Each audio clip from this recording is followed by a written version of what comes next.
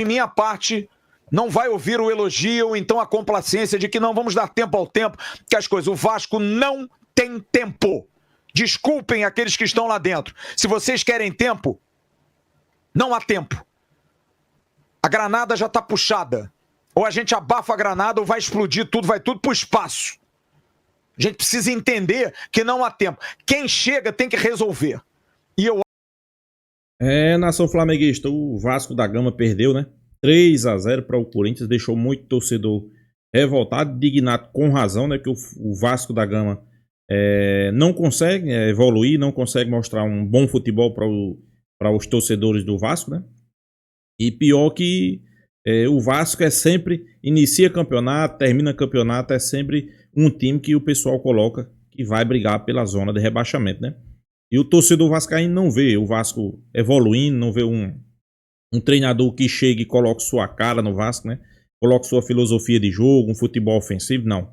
É um futebol retranqueiro, é jogando por uma bola. Claro, a gente também sabe da situação do Vasco, né? A situação do Vasco é uma situação financeira precária, né? Muitos processos com a 777, né? Pedrinho naquele tumulto, né? E eu vou ser bem realista, né? Claro, a gente como flamenguista olha para o Vasco e não vê uma luz no fim do túnel, né? A realidade é essa, né?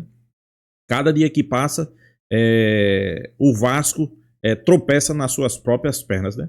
E em campo é apenas um reflexo, pessoal. Eu apenas enxergo isso, né? É apenas um reflexo do a mal administração que vem de anos do Vasco, né?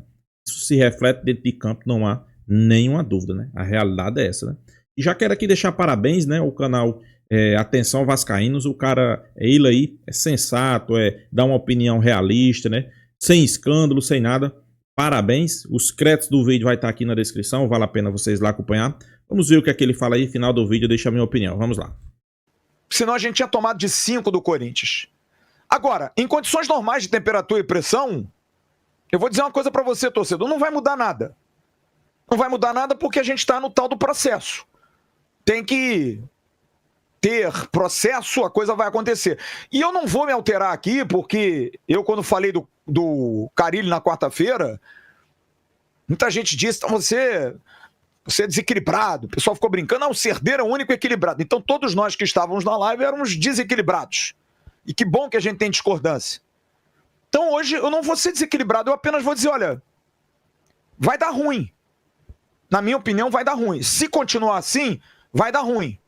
Mas agora eu vou ficar de espectador. Vou fazer minhas críticas, vou fazer as minhas cobranças, vou achar ruim, porque é meu direito, enquanto ainda jornalista formado há muitos anos e capacitado a fazê-lo, vou criticar, vou, porque é a marca maior minha de anos. A minha credibilidade e o meu pensamento, ninguém vai comprar, ninguém vai levar para um lado, ninguém vai achar para o outro, ninguém vai criticar, ninguém vai cortar, não vai. Então isso eu vou ser sempre. E o canal Atenção Vascaínos, enquanto eu estiver aqui, pode ser que um dia eu saia, alguém vem pro meu lugar, sei lá. A nossa função aqui é isso, cada um tem uma opinião, e dentro da nossa opinião, independência. Então, amigo, eu não estou gostando, estou achando muito ruim. Só que não é privilégio de agora. Só que o agora disse que ia fazer diferente, e não está fazendo. Ah, é falta de dinheiro? Não, não é. Teve dinheiro para contratar, contratou mal. Então, para mim, é erro e incompetência.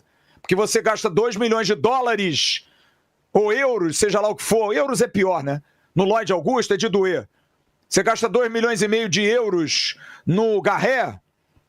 Você gasta não sei quantos milhões no Maxi Domingues e faz 4 anos de contrato. Você faz 3 anos de contrato com o Jean Davi. E fica por isso mesmo? E tá tudo bem? Não. De minha parte, não vai ouvir o elogio ou então a complacência de que não vamos dar tempo ao tempo, que as coisas... O Vasco não tem tempo. Desculpem aqueles que estão lá dentro. Se vocês querem tempo, não há tempo. A granada já está puxada. Ou a gente abafa a granada ou vai explodir tudo, vai tudo para o espaço. A gente precisa entender que não há tempo. Quem chega tem que resolver. E eu acho que com quem está lá dentro hoje, não vai resolver. Não vai resolver. São ótimas pessoas, pessoas dispostas, mas Eu também sou muito disposto, tem muita gente amiga aqui que é disposta e que também não tem competência para estar lá dentro, para defender o que é mais importante para todos nós, um time de futebol competitivo. E quem falou isso não fui eu não, tá? Foi o capitão do Vasco, Pablo Verratti, que falou isso. Do jeito que tá, a gente não compete. Obrigado a você, Verratti. Pelo menos dá razão àquilo que a gente fala. Pelo menos a você. 21-2. A partir da hora que o cara tem esses números e é chutado da equipe que ele tá. Ele chega no Vasco com a rejeição gigantesca do torcedor do Vasco. Isso é um fato. Agora, os erros individuais da nossa equipe, os erros que a gente comete dentro de uma partida, o rendimento dos nossos jogadores, não existe coletivo que vai resistir a tanto erro individual. O primeiro gol nosso que a gente sofreu hoje, o Piton estava disputando a bola lá no canto do campo, era só ter colocado ela para a lateral e arruma a casinha. O Piton deixou quicar, protegeu, o jogador do Corinthians tirou, sobra no pé do Carrillo e coloca dentro da área 1-0. Até aquele momento o Corinthians não tinha entrado na área do Vasco. O Corinthians não tinha feito nada no Vasco. O Vasco retoma o jogo, começa a querer trocar passe, começa a querer entrar no jogo, o Jair erra um passe de 3 metros. E a nossa recomposição é aquela recomposição que a gente já sabe, né? É Corcel 1 subindo Serra. É isso que sobra para nós, a nossa recomposição. O Corinthians vai na cara do gol e faz o 2-0. O pior momento do Carille hoje, além dessa escalação, dele ter escolhido essa escalação, apesar que eu acho que eu não estou no departamento de fisiologia do Vasco e eu não sei o que foi falado na coletiva, talvez vários jogadores não tinham condições de jogar, eu acredito até que o Coutinho não teria condições de jogar hoje, foi voltar para o segundo tempo e deixar esse time em campo quase até 20 minutos. Que o jogo pedia uma velocidade, uma força, uma imposição, sabe? E a gente não conseguiu fazer isso em nenhum momento. E para encerrar a minha participação aqui, eu já vou deixar claro para vocês. Para o Carille reverter essa antipatia que ele tem, ele vai precisar carpinar muito e fazer algo muito diferente. Muito diferente. E o futebol é tão diferente que quando você poupa 8 e deixa 3, o que você espera é que esses 3 sejam pilares dessa equipe. Que pelo menos sejam... E antes de nós entrar no ar hoje, o Emerson falou assim, desculpa, Emerson, eu vou te entregar. O Emerson falou assim, ó, o que o João Vitor e o Piton fizeram hoje, parece que eles se borram quando eles entram em Itaquera. Então, assim, erramos em colocar titulares, os reservas, e os titulares nossos, que entraram jogando hoje. Então, essa matemática nossa é muito difícil de fechar também, sabe? Muito difícil. E que as pessoas que comandam o Vasco, que comandam o dia a dia do Vasco, ou tenham consciência do trabalho do Carille, ou interrompe o trabalho. Mas eu vejo assim. Primeiro, Carille, péssimo técnico. Assim como muitos treinadores brasileiros, né? São limitados. Limitadíssimos, né? Podemos dizer isso, né? Para você ter noção, hoje quem é destaque, que eu não vou ter a tirar Felipe Luiz, é Roger Machado. Pergunte quantos campeonatos brasileiros ele ganhou. Pergunte quanta Copa do Brasil ele ganhou como treinador. Só tem Gauchão, Baianão e nada mais. Isso é para você ver a qualidade dos treinadores brasileiros, né? Sem contar que já o elenco do Vasco é limitadíssimo. Na verdade é essa, né, pessoal? Trabalho. O que não dá é para ficar nesse silêncio e deixar a massa cada vez mais revoltada para cima do Carille. Pelo menos é isso que eu penso. Ai, rapaz, tô recebendo tanta mensagem aqui, cara. Tanta mensagem, torcedor triste, torcedor amargurado, gente que quer falar, que desabafa. Recebi mensagem aqui do meu querido Basílio, lá do Prodiv, do Centro Médico, muito triste, muito decepcionado. Querido Thiago Guimarães, pergunta, o Verratti jogando um tempo, descansou o quê? Rodrigo Lisboa também mandou aqui, graças ao Santo VAR não levamos de 5. Recebo agora uma mensagem do querido Alexandre Almeida, que fala uma verdade. Não dá pra gente sempre achar que o Ryan é uma eterna promessa. Que o Ryan não se entrega, não se doa, sendo um jogador de base do Vasco, oriundo do Vasco. É de doer, cara. É de doer, realmente. Mas, vamos lá. O Carille ainda não falou em São Paulo, né? Eu acho que ainda não deu entrevista, não. Demorando, né? Mas não vai acontecer nada, não. Olha só. Ele tá dando entrevista aqui, mas eles estão gravando, provavelmente, pra soltar. Só posso dizer uma coisa. Ele afirmou, não precisa de reforço. Tá bom. Tá bom. Diga aí, Emerson, depois dessa, fala aí, Emerson. Flávio, boa noite para você mais uma vez, boa noite pro Cerdeira, boa noite pro Jean Faísca, boa noite a todo mundo que tá ligado com a gente aqui. Eu pelo menos, eu venho sempre pro pós-jogo escutando, e eu presto muita atenção em tudo que vocês falam aqui, porque eu acho que sempre é isso. Eu não penso muito no que eu vou falar antes de falar. Eu acho que eu sou meio sanguíneo nessa questão. E aí, o Jean traz os números da partida e faz a pergunta pra gente aqui. Com esses números, se você não assistir a partida, o que você acharia em relação aos resultados? Aí eu faço o inverso. Se você não vê os números e vê apenas a partida que a gente viu, todo mundo aqui viu a partida, você acha, por exemplo, que o placar foi injusto? Eu não acho. Acho até que foi injusto até um pouco de 3-0, podia ser mais. Não, eu entendi, eu tô entendendo, eu tô só fazendo o contraponto. Em vez de levar em consideração os números, levar em consideração o que eu vi em campo. Porque o que eu vi em campo não reflete os números que o Jean acabou de mostrar, que são fatos, os números são reais. Ninguém aqui está inventando número, muito pelo contrário, ele trouxe aqui fatos. Mas o que eu vi não demonstra que o Vasco tem um equilíbrio em relação aos números que a gente apresentou agora há pouco. A mesma coisa, por exemplo, o Jean toca no assunto sobre aqueles jogadores que eram titulares hoje, que eram titulares esse ano. E eu, pelo menos, entendo futebol desde que eu começo a entender e gostar de futebol, que futebol é liga, que futebol é constância, que futebol é rotina. Por que eu digo isso? Porque quando você acerta um time e você vai mantendo pelo menos aquela questão tática ali, aquele jeito de jogar, vai entrar um ou vai entrar outro jogador, e aquela constância, isso dá confiança pro time, que venceu o Santos no primeiro jogo, num jogo difícil, que mesmo empatando com o Melgar, jogou até bem até os 3-1, depois aconteceu o empate. O Cerdeira falou muito disso, mas o que eu quero prezar por aqui? Quando você tem sequência de dois, vamos dizer assim... Pois é, pessoal, aí a galera da turma, né, atenção vascaína, bem realista, né? É por isso que eu gosto sempre de estar trazendo alguns cortes deles aqui, porque são uns caras realistas, não se deixa levar pelo lado do clubismo e fala a verdade, né? E eu concordo, né? Eu concordo que, primeiro, todo mundo sabe dos problemas do Vasco, só que Carille não é treinador, pessoal. Carille é um ex-treinador, né? Pode ser para ressaltar, o futebol brasileiro tá escasso de treinadores, né?